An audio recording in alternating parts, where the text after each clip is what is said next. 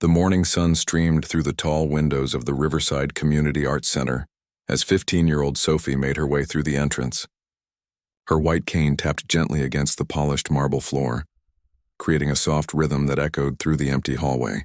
Her mom walked beside her, one hand resting lightly on Sophie's shoulder, guiding her toward the music wing where the youth choir held their weekly rehearsals.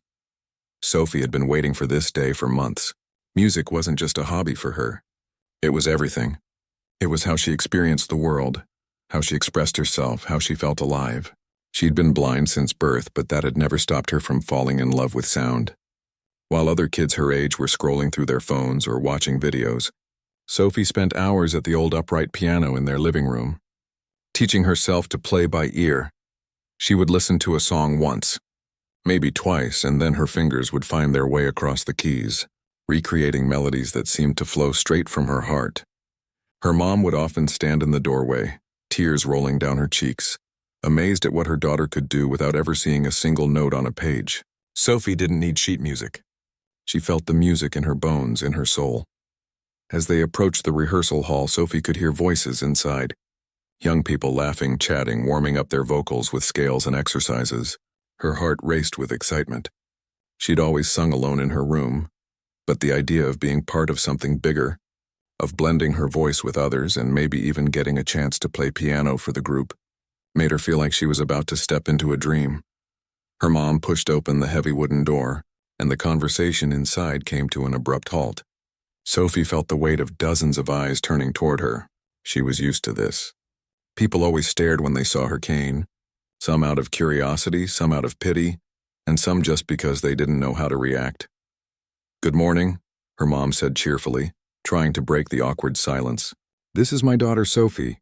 She's here to join the choir." From somewhere near the front of the room, a deep voice responded. It wasn't friendly. It wasn't warm. It was the kind of voice that made you feel small before you even knew what was coming. "I see," the voice said slowly. "And you are?" "I'm Helen, Sophie's mother. We spoke on the phone last week about enrollment." There was a pause. Sophie heard footsteps approaching, deliberate and measured. She could sense someone standing right in front of her now, studying her. She lifted her chin slightly, refusing to shrink under the scrutiny. "Right. Yes, I remember now," the man said. His name was Mr. Vincent, and he was the choir director. Sophie had heard he was strict, that he ran the most disciplined youth choir in the entire state, that he'd produced students who went on to prestigious music schools. That's why she wanted to be here. She wanted to learn from the best. "Well," Mr. Vincent continued, his tone making it clear he wasn't thrilled about this situation, "I have to be honest with you. Running a choir requires precision. It requires visual coordination with the conductor. Everyone needs to watch my hands for tempo changes, dynamics, cutoffs. I'm not sure how that's going to work with your daughter's condition." Sophie felt her mom's hand tighten on her shoulder. She could practically feel the anger radiating off her mother, but Helen kept her voice steady. "Sophie is an incredibly talented musician," her mom said firmly. "She plays piano beautifully and she has perfect pitch. I think you'll find she's more than capable." Mr. Vincent let out a sound that was somewhere between a laugh and a scoff. "Piano? Mrs. Helen, our piano accompaniment requires sight-reading complex arrangements. Advanced classical pieces with multiple tempo changes, key changes, intricate harmonies. These aren't simple melodies. I have trained pianists with years of formal education who struggle with what I put in front of them." Sophie opened her mouth to speak, but Mr. Vincent wasn't done. "And beyond that," he continued, his voice growing more dismissive with each word, "our performances require absolute synchronization. The pianist must watch me constantly, must respond to my cues in real time. How exactly is she supposed to do that?" The room was dead silent now. Sophie could feel the discomfort radiating from the other choir members. Some of them probably felt bad for her. Others were probably relieved they weren't the ones being talked about, like they weren't even in the room. Her mom took a deep breath, and Sophie could tell she was fighting to keep her composure. "We've already paid the registration fee, Mr. Vincent. And according to the center's policy, all students who register are welcome to participate. We're not asking for special treatment. We're just asking for a chance." Another pause. Sophie imagined Mr. Vincent's face, probably twisted in frustration, trying to find a way out of this without looking like a complete jerk in front of all his students. "Fine," he finally said. the word coming out like he'd just bitten into something sour. She can join, but I'm placing her in the back row with the altos. And as for piano, he let out a long, exaggerated sigh. Let's just focus on getting her comfortable with singing for now. We have dedicated pianists who handle the accompaniment. Trained professionals. I think it's best we leave it that way. Sophie felt something crack inside her chest.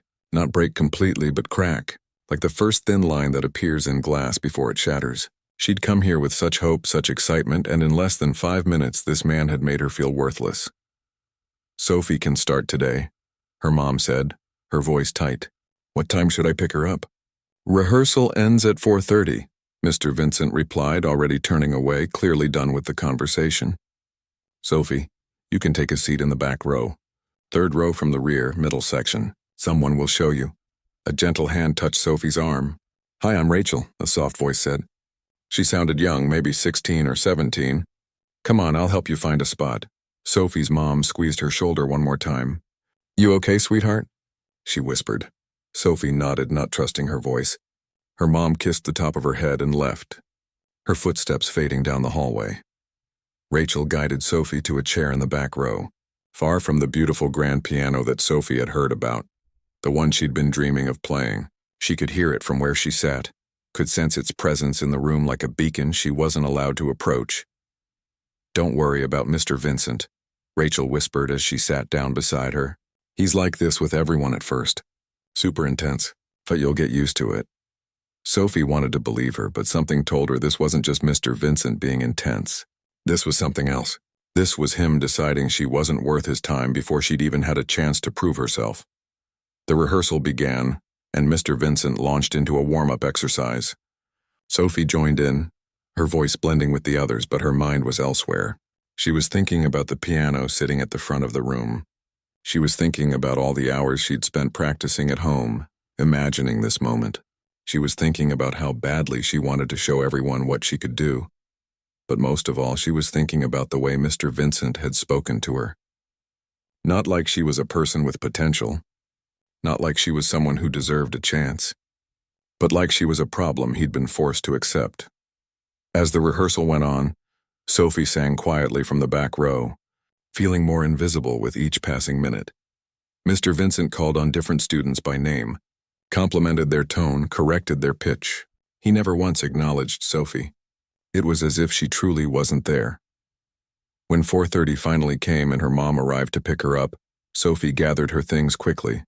She wanted to get out of there, to go home where her piano was waiting, where she didn't have to feel like a burden. How was it? Her mom asked as they walked to the car.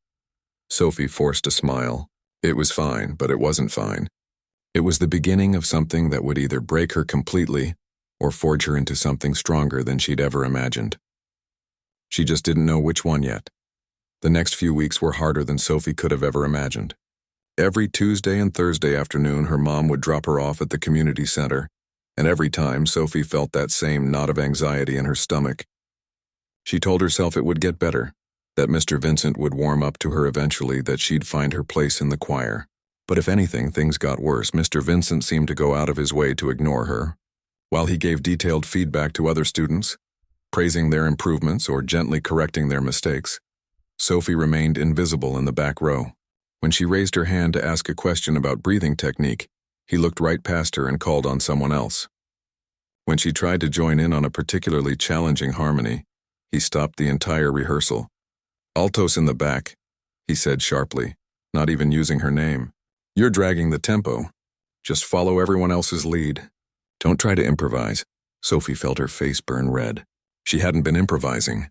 She'd been singing exactly what she heard the other altos singing, but there was no point in defending herself. Mr. Vincent had already moved on, already decided she was the problem. The other choir members didn't know how to act around her either. Some, like Rachel, were kind and tried to include her, but others kept their distance as if blindness was something contagious. During breaks, Sophie would hear them whispering, not quite quiet enough. Do you think she can actually hear the difference in pitch? I heard Mr. Vincent telling the assistant director that having her here is a liability for performances. She seems nice, but this is a serious choir. We compete at state level. Each whisper was like a tiny cut, and by the end of each rehearsal, Sophie felt like she was bleeding from 1,000 invisible wounds. But she kept coming back. Partly because her mom had paid for the full semester, and they couldn't afford to waste the money. Partly because quitting felt like admitting Mr. Vincent was right about her. And partly because, despite everything, she still loved music too much to walk away. The worst part wasn't even the isolation or the whispers. It was watching other students play the piano. 3 different accompanists rotated throughout the week, and Sophie had to sit there listening to them play, knowing she could do it just as well, maybe even better. Her fingers would twitch in her lap, unconsciously moving through the chord progressions she was hearing. She'd memorized every piece the choir was working on just by listening during rehearsals. One Thursday afternoon, about 3 weeks into the semester, Sophie decided she couldn't take it anymore. The rehearsal had ended and most students had already left. She could hear Mr. Vincent at the front of the room, shuffling papers and talking quietly with his assistant director. The piano sat silent and waiting. Sophie stood up, her cane tapping softly as she made her way to the front of the room. Her heart was pounding so hard she thought everyone in the building could probably hear it. When she reached the piano bench, she carefully sat down, her hands finding the familiar shape of the keys. "Excuse me." Mr. Vincent's voice cut through the air like a knife. "What do you think you're doing?" Sophie didn't turn around. She kept her hands on the keys, drawing courage from their coolness beneath her fingers. "I'd like to try playing one of the pieces we've been rehearsing, just to show you what I can do." "Absolutely not," Mr. Vincent said, his footsteps approaching quickly. "This instrument is extremely expensive and it's tuned precisely for our performances. I can't have students randomly banging on it." "I won't bang on it," Sophie said quietly. "I'll be careful. I just want one chance to show you I can do this." "Young lady." Mr. Vincent's voice was right behind her now, cold and dismissive. "I appreciate your enthusiasm, but you don't seem to understand the complexity of what we do here. These arrangements aren't simple songs you can play by ear. They're professional-grade compositions with intricate timing, dynamics, and harmonies that require reading both the sheet music and the conductor simultaneously." Sophie turned on the bench to face where his voice was coming from. "I've memorized all of them. Every piece you've had the choir work on. I know them by heart. The tempo changes, the key changes, all of it." There was a moment of silence, and then Mr. Vincent laughed. Actually laughed. It wasn't a warm, amused laugh. It was mocking, condescending. The kind of laugh that made Sophie want to disappear into the floor. "You've memorized them," he repeated, as if she'd just claimed she could fly. "By listening. In 3 weeks. Pieces that took our trained accompanists months to master." "Yes," Sophie said, her voice barely above a whisper. "This is exactly what I was afraid of," Mr. Vincent said, and now he wasn't even talking to her anymore. He was talking to his assistant director, talking about her like she was a problem to be solved. "This is why I was hesitant about this situation from the beginning. We can't have students wasting rehearsal time with unrealistic expectations. It's not fair to her and it's not fair to the rest of the choir." "But I haven't wasted any rehearsal time," Sophie protested, feeling tears starting to build behind her eyes. "I've been here every session. I've sung every piece. I've never complained. I'm just asking for 5 minutes to show you—" "The answer is no," Mr. Vincent interrupted, his tone final. "I'm sorry, but these instruments are for trained musicians only. If you want to continue with the choir, that's fine. But you need to accept your role as a vocalist in the back row. That's where you belong, where you belong." The words hit Sophie like a physical blow. She stood up from the piano bench, her legs shaky, her hands trembling. She grabbed her cane and started walking toward the door, her vision blurred with tears that didn't matter anyway. "Sophie, wait," Rachel's voice called out. She'd been there the whole time, had witnessed the entire exchange. She caught up with Sophie in the hallway. "Don't listen to him. He's just stubborn and set in his ways." "He's right, though," Sophie said, wiping at her eyes angrily. "I can't read music. I can't watch his conducting. I'm just fooling myself thinking I could ever be good enough for something like this." "That's not true," Rachel said firmly. "I've heard you humming the harmonies under your breath. You know these pieces better than some of our actual accompanists. Mr. Vincent is just too proud to admit he might be wrong about you." But Rachel's kindness almost made it worse, because if she was right, that meant Mr. Vincent wasn't just being careful or protective of his choir. It meant he was being cruel. It meant he'd decided from day one that Sophie wasn't worth believing in. That night, Sophie sat at her piano at home, playing angry, frustrated chords that filled the whole house. Her mom came into the room and sat on the couch, just listening. She didn't try to tell Sophie everything would be okay. She didn't offer empty platitudes. She just sat there present and solid, while Sophie poured all her hurt and anger into the keys. "I want to quit," Sophie finally said, her hands falling still. "Then quit," her mom said simply. "I'll support whatever you decide, but you paid for the whole semester. I don't care about the money. I care about you. If this is hurting you more than it's helping you, then we walk away. There's no shame in that." Sophie sat in silence for a long moment, her hands resting on the keys. "Can I think about it?" "Take all the time you need, sweetheart." Over the next week, Sophie went back and forth 100 times. One minute she was determined to quit, to never set foot in that rehearsal hall again. The next minute she was angry at herself for even considering giving up, for letting Mr. Vincent win. The thought of walking away felt like admitting he was right about her, like proving that she really was just a liability who didn't belong. The following Tuesday, Sophie showed up to rehearsal, and the Tuesday after that, and the Thursday after that. But something had changed inside her. She wasn't there because she thought Mr. Vincent would suddenly see her potential. She wasn't there hoping for a chance at the piano anymore. She was there out of pure stubbornness, out of a refusal to let one man's narrow-mindedness drive her away from something she loved. She sang quietly in the back row, but now she was really listening. She was memorizing every single note, every dynamic change, every tempo shift. If Mr. Vincent thought these pieces were too complex for her to understand, she'd prove him wrong even if she never got the chance to sit at that piano. She'd know these compositions better than anyone in the room. Rachel kept checking on her, kept trying to encourage her. "Something will change," she'd say. "You'll get your chance eventually. I just know it." Sophie wanted to believe her, but hope was becoming harder and harder to hold on to. Every rehearsal was another reminder that Mr. Vincent had made up his mind about her. Every session was another opportunity for him to overlook her, dismiss her, treat her like she was invisible. But Sophie kept showing up anyway, because quitting would have meant letting the hurt win, and she wasn't ready to do that yet. Not even close. Everything changed on a cold Tuesday afternoon in late November, exactly 3 weeks before the choir's annual winter concert. Sophie arrived at rehearsal the same way she always did, guided by her mom to the music wing, prepared for another session of singing quietly in the back row while being ignored. But the moment she walked through the door, she could feel something was different. The energy in the room was all wrong. Instead of the usual warm-up chatter and laughter, there was tension. Whispered conversations, worried voices. Sophie found her seat next to Rachel, who immediately leaned over. "We have a massive problem," Rachel whispered urgently. "Daniel broke his wrist yesterday. Skateboarding accident. He's our main pianist for the winter concert, and now he can't play." Sophie's heart skipped a beat. Daniel was the college student who accompanied the choir for all their major performances. He was good, really good, and Mr. Vincent relied on him completely for the intricate arrangements they performed at competitions and concerts. "What about the backup pianist?" Sophie asked. "Lisa moved to Oregon last month, remember? Her dad got transferred for work. We literally have no one." Before Sophie could respond, Mr. Vincent's voice rang out across the rehearsal hall. "Everyone, take your seats now." The command in his voice was sharp, but underneath it, Sophie could hear something she'd never heard from him before. Panic. The room fell silent as everyone settled into their places. Mr. Vincent cleared his throat, and when he spoke, his carefully controlled composure was clearly fraying at the edges.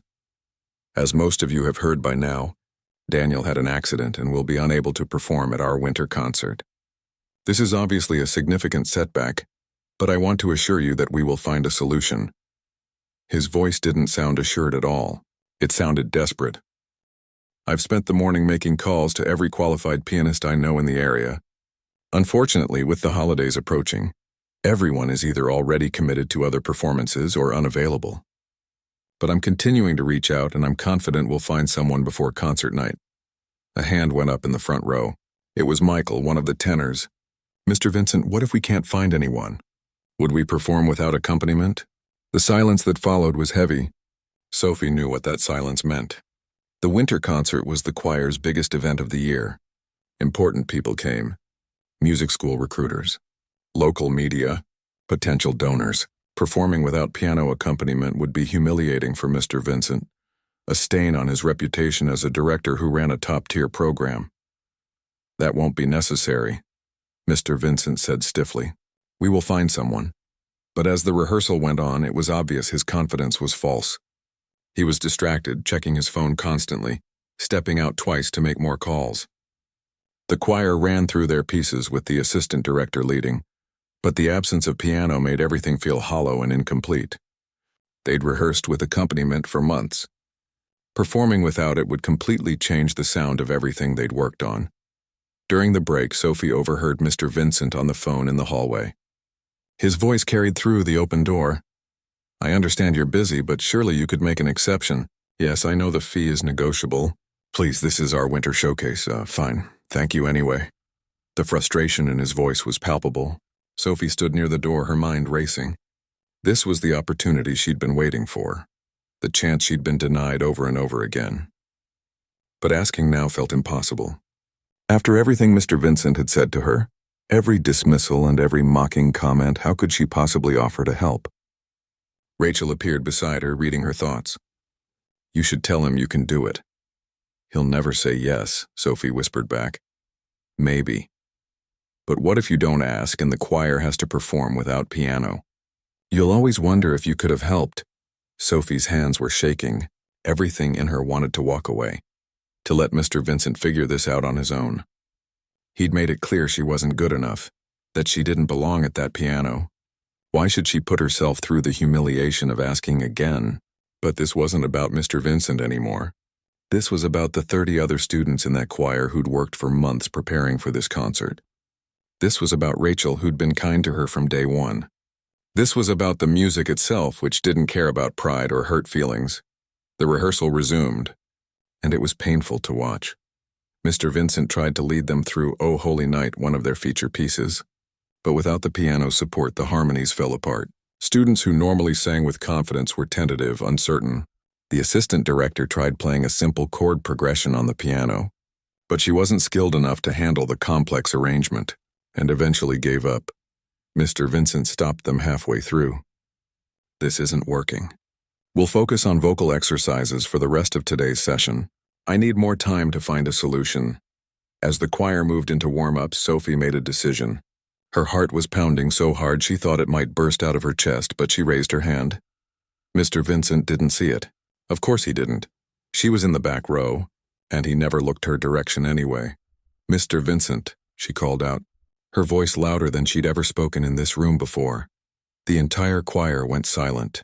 Mr. Vincent turned, clearly surprised to hear her voice. "Yes?"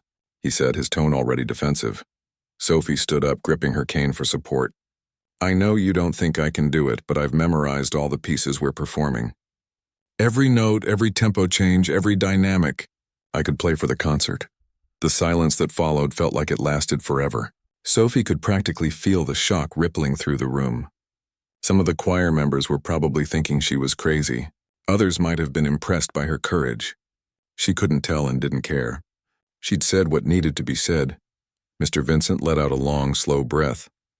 When he spoke, his voice was tight with barely controlled frustration. "Sophie, we've discussed this before. These arrangements are extremely complex. I know what they require," Sophie interrupted, surprising even herself. "I've been listening to every single rehearsal for 2 months. I know these pieces better than I know anything else. I'm not saying I'll be perfect, but I can do this if you'll just give me a chance." "This is not the time for experiments," Mr. Vincent said sharply. "This is our most important performance of the year. I can't risk what?" Sophie's voice was stronger now, fueled by weeks of pent-up frustration. "You're going to perform without any piano at all if you can't find someone. What exactly do you have to lose by letting me try?" "She has a point," Rachel said quietly from beside Sophie. Several other students murmured in agreement. Mr. Vincent's jaw tightened. Sophie could sense his internal struggle. His pride, his prejudice, his assumptions about what she could and couldn't do, all of it was warring against the desperate reality of his situation. He needed a pianist. He had 3 weeks to prepare, And despite everything he believed about her limitations, she was offering him a solution. "Fine," he finally said, and the word came out like broken glass. "You want a chance? I'll give you one chance, one. We'll do a test run on Thursday. If you can play Oh Holy Night from start to finish without making a complete mess of it, we'll consider moving forward. But I'm warning you right now, this arrangement is not simple. It has key changes, tempo variations, and requires precise coordination with the choir. If you waste our time, that's it. No more piano requests, ever. Are we clear?" "Crystal clear," Sophie said, her voice steady despite the fear coursing through her. "Thursday, then. 2 days. I'll have the Braille version of the score delivered to the center tomorrow. You can pick it up from the office." He paused, and Sophie could hear the doubt dripping from his next words. "Though I have no idea how you'll learn it in 48 hours when it took Daniel 3 weeks. I'll manage," Sophie said simply. As the rehearsal ended and Sophie's mom arrived to pick her up, Rachel squeezed her hand. "You've got this. I know you do." Sophie wanted to feel confident, wanted to ride the high of finally being heard. But as they drove home, reality set in. She had 2 days to prepare for what might be the most important audition of her life. 2 days to prove she was everything Mr. Vincent believed she wasn't. 2 days to either finally earn her place at that piano or confirm every doubt anyone had ever had about her. That night, Sophie barely slept.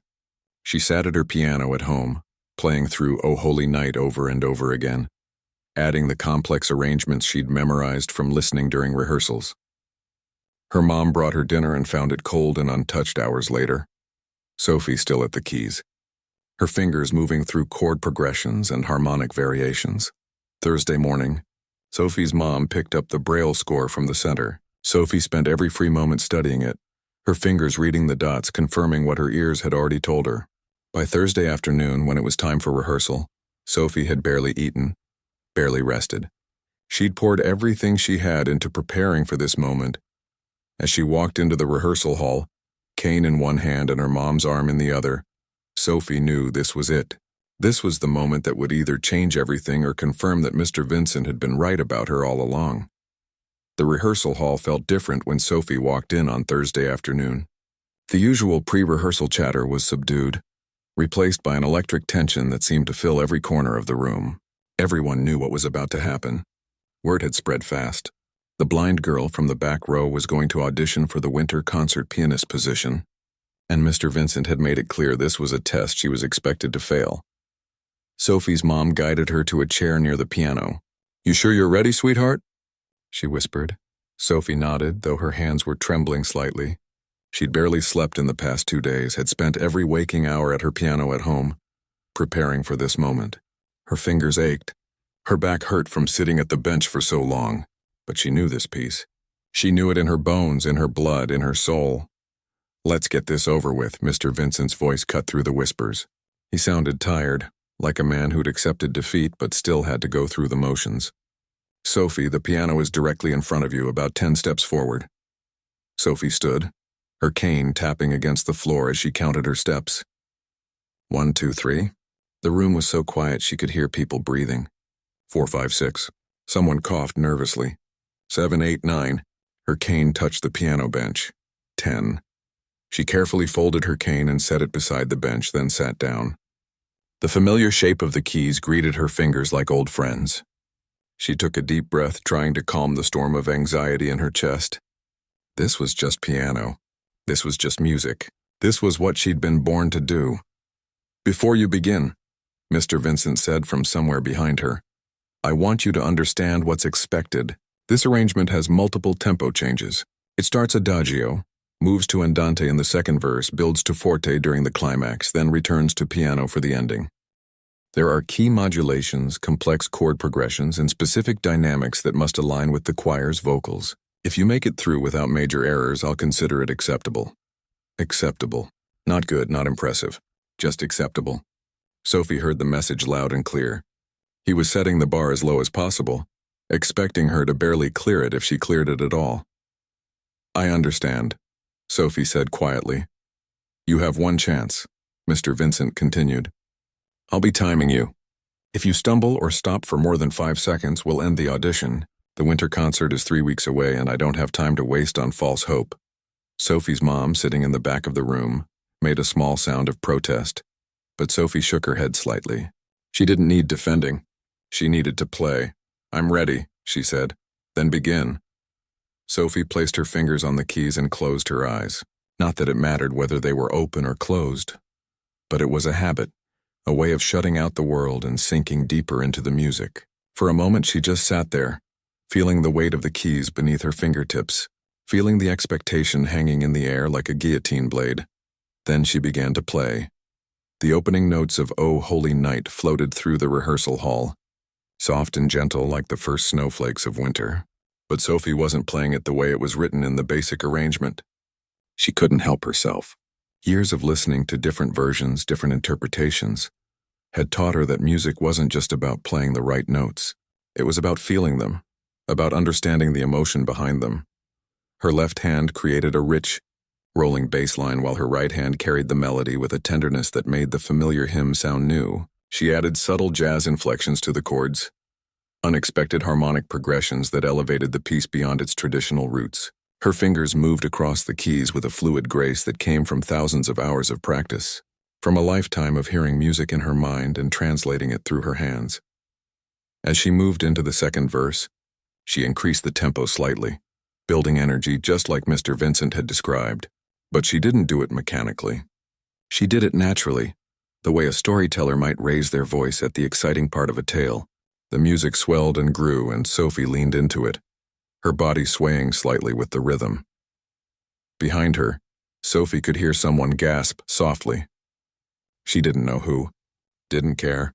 She was lost in the music now, in the landscape of sound that existed in her mind, where she could see every note as clearly as sighted people saw colors. When she reached the climax, the famous fall on your knees section, Sophie's playing transformed completely. Her hands moved up the keyboard, creating a cascade of notes that seemed to shimmer and shine. The dynamics swelled to fort, powerful and commanding, filling every inch of the rehearsal hall. Her left hand thundered through rich, complex chords while her right hand sang the melody with such clarity and emotion that it seemed to transcend the instrument itself. This was the part where most pianists simply played loud. But Sophie understood that fort wasn't just about volume. It was about intensity, about passion, about pouring every ounce of feeling into the keys until the music became something alive and breathing. She held nothing back. Every hurt feeling from the past 2 months, every moment of being dismissed and overlooked, every ounce of love she had for music poured out through her fingers. The piano wasn't just an instrument anymore. It was her voice, her heart, her entire soul made audible.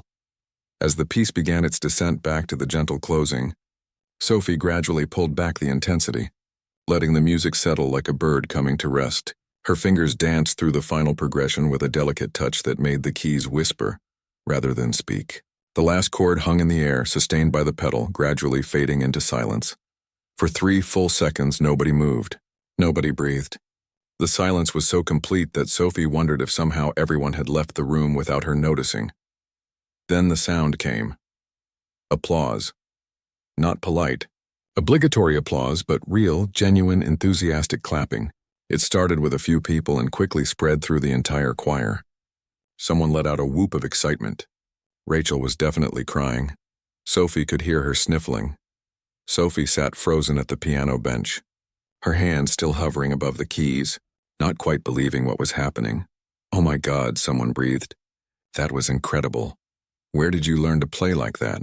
Another voice asked. "That was better than Daniel's version," Rachel said through her tears. "That was better than anything I've ever heard." More voices joined in, a chorus of amazement and praise that washed over Sophie like a wave. For the first time in 2 months, she wasn't invisible. She wasn't the problem in the back row. She was seen. She was heard. She mattered. Enough.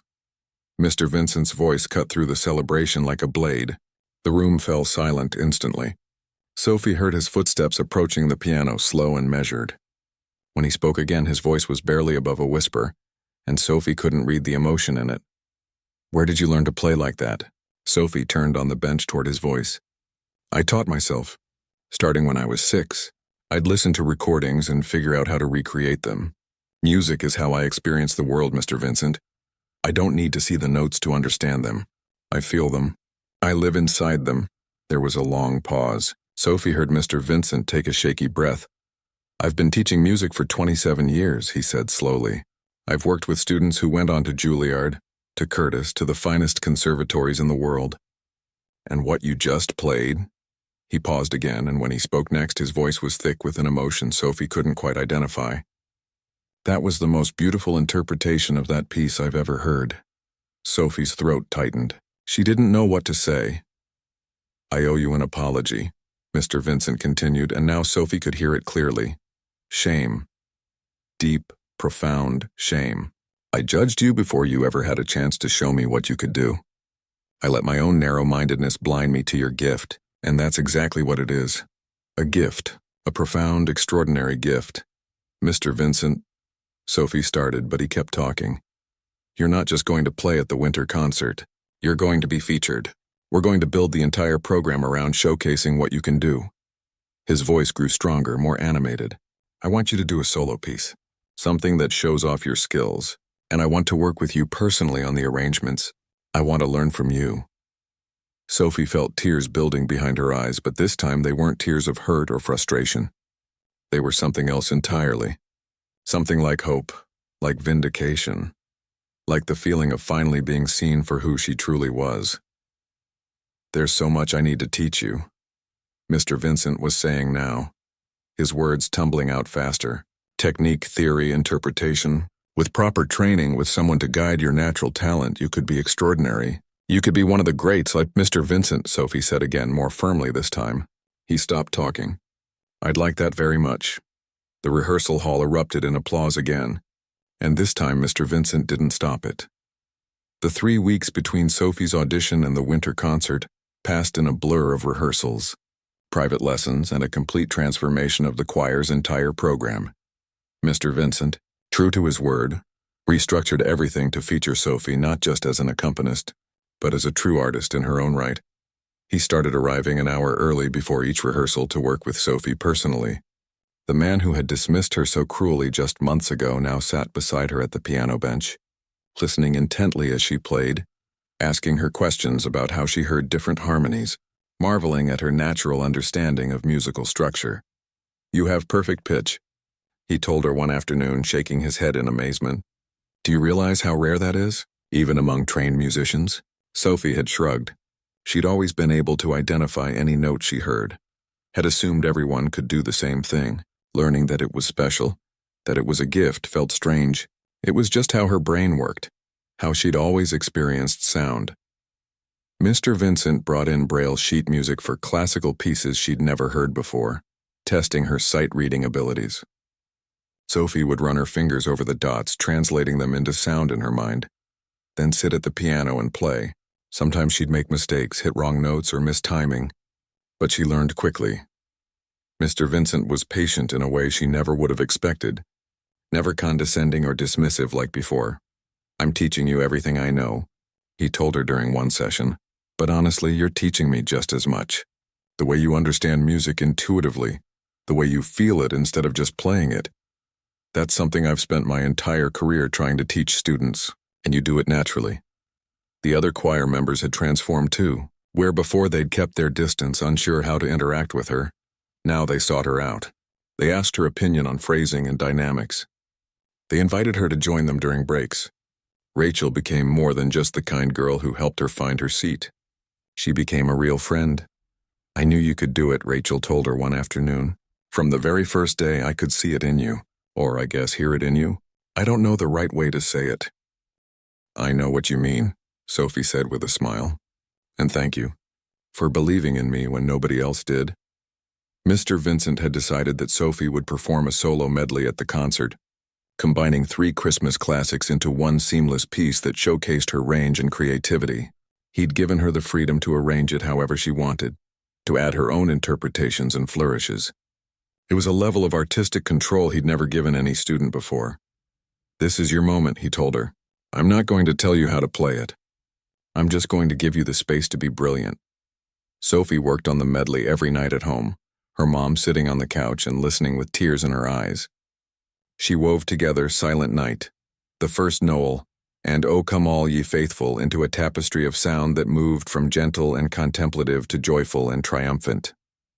She added jazz influences, classical techniques, and her own unique voice to create something that was both familiar and entirely new. The night of the winter concert arrived cold and clear. The community center's performance hall was packed with over 300 people. Sophie stood backstage with the rest of the choir, her heart hammering in her chest. She could hear the audience settling into their seats, the rustle of programs, the excited chatter. Mr. Vincent found her in the chaos of last-minute preparations. "How are you feeling?" he asked. "Terrified," Sophie admitted. "Good," Mr. Vincent said, and she could hear the smile in his voice. "That means you care. That means it matters. Just remember, these people aren't here to judge you. They're here to experience what you have to give them, and what you have to give is extraordinary." The concert began with the full choir performing several traditional pieces. Sophie accompanied them flawlessly, her fingers moving across the keys with confidence and precision. She could feel the audience's attention, could sense their engagement with the music. When the choir finished their opening set, Mr. Vincent stepped to the microphone. "Ladies and gentlemen, we have something very special for you tonight. Our next performer is a 15-year-old pianist who has been with our choir for just 3 months. But in that short time, she has taught me more about music, about perseverance, and about the danger of making assumptions than my entire career before meeting her." Sophie felt her face flush as she made her way to the piano. The stage lights were bright. She could feel their warmth even if she couldn't see them. Her mom's voice called out from the audience, "We love you, Sophie," and scattered laughter rippled through the crowd. She sat at the bench, her hands finding the keys. The audience fell silent, waiting. Sophie took a deep breath and began to play. The opening notes of her medley were soft and simple, just Silent Night in its most basic form. But gradually, like watching a flower bloom, the music grew and evolved. She began adding layers, complex harmonies underneath the familiar melody, turning it into something richer and deeper. Her left hand created a walking bass line that gave the piece movement and life, while her right hand sang the melody with a clarity that seemed to hang in the air like crystal. As she transitioned into the first Noel, the tempo picked up slightly. Sophie's fingers danced across the keys, weaving the two melodies together in a way that shouldn't have worked but somehow did. She added unexpected chord progressions, moments of tension that resolved in surprising ways, rhythmic variations that kept the audience leaning forward in their seats. When she moved into the final section, "O Come All Ye Faithful," the music exploded into joyful celebration. Her hands flew across the keyboard, creating cascades of notes that seemed to shimmer and sparkle. She incorporated classical techniques she'd learned from Mr. Vincent with the jazz influences she loved, blending styles that created something entirely unique. The audience was completely silent, but Sophie could feel their attention like a physical thing. She could sense their emotions rising and falling with the music, could feel the way the sound moved through the room and through the people listening. This was what she'd always loved about music. It wasn't just about the notes. It was about the connection, the shared experience, the way sound could make people feel things they didn't have words for. As she brought the medley to its conclusion, Sophie played the final progression with a gentle touch that made the keys whisper. The last chord faded slowly into silence, and for a moment, nobody moved. Then the audience erupted. People leaped to their feet, applauding so loudly that Sophie could feel the vibrations through the stage floor. Someone let out a whoop of excitement. Someone else was definitely crying. The applause went on and on, showing no signs of stopping. Sophie sat at the bench, overwhelmed, not quite believing this was real. "Stand up," Mr. Vincent's voice said beside her, and she felt his hand on her shoulder, gently guiding her to her feet. The applause somehow grew even louder. Sophie took a small bow, her face burning with a mixture of embarrassment and pride. After the concert ended, people swarmed backstage. Parents, teachers, complete strangers, all wanting to talk to Sophie, to tell her how much her performance had moved them. An elderly woman with a warm voice took Sophie's hand and said, "I've been coming to this winter concert for 15 years, and I've never heard anything like what you did tonight. You have a gift from God, child." A man who introduced himself as a music professor at the local university gave Sophie his card. "I teach at the conservatory program. When you're ready for college, I'd like to talk to you about opportunities. What you did tonight was remarkable. Mr. Vincent stood nearby, watching everything unfold. When the crowd finally thinned, he approached Sophie and her mom. His voice was thick with emotion when he spoke. "I need to say something, and I need both of you to hear it," he began. "When you first came to my choir, I saw a blind student. I saw what I thought was a limitation, a liability, a problem I'd been forced to accept. I was wrong about all of it. What I should have seen was a young woman with passion, dedication, and a gift that most people spend their entire lives trying to develop." He paused, and Sophie heard him take a shaky breath. "I let my prejudices blind me to your potential. I was cruel when I should have been curious. I dismissed you when I should have been learning from you. And I am so sorry." Sophie's mom squeezed her hand tightly. Sophie felt tears building behind her eyes again. "Mr. Vincent, you apologized already, and you've spent the past 3 weeks making up for it. I forgive you. I don't know if I forgive myself," he said quietly, "but I promise you this. From now on, I will never judge a student's potential based on what I think they can't do. I'll focus on what they can do, on what they want to learn, on who they are rather than what I assume about them. You've changed me, Sophie. You've made me a better teacher and a better person." Rachel appeared then, throwing her arms around Sophie in a tight hug. "You were amazing. I told you that you'd get your chance. I told you." Other choir members gathered around, offering congratulations and asking questions about her technique. The cold, distant group that had whispered about her in the back row was gone. In its place was a community that had learned the same lesson Mr. Vincent had, that assumptions about limitations often say more about the people making them than the people they're made about. As Sophie and her mom finally headed home that night, exhausted but happy, Sophie thought about everything that had happened. She thought about the girl who'd shown up 3 months ago, nervous and hopeful, wanting nothing more than a chance to show what she could do.